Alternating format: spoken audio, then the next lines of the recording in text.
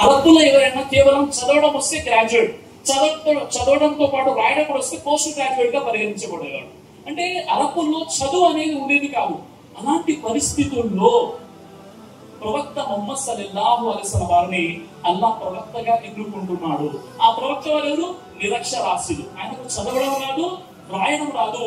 అలాంటి వ్యక్తిపై అంతిమ దైవ గ్రంథమైనటువంటి దివ్య ఖురాన్ వాక్యాలు అవతరిస్తున్నాయి.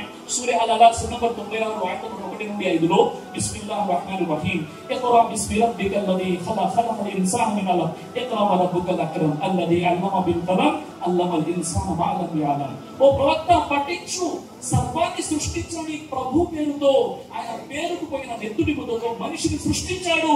ఓ ప్రవక్త పఠించు, నీ ప్రభు పరమ దయాళువు, ఆయన కలం ద్వారా మనిషికి జ్ఞానం నేర్పించాడు. అల్లాహు అక్బర్.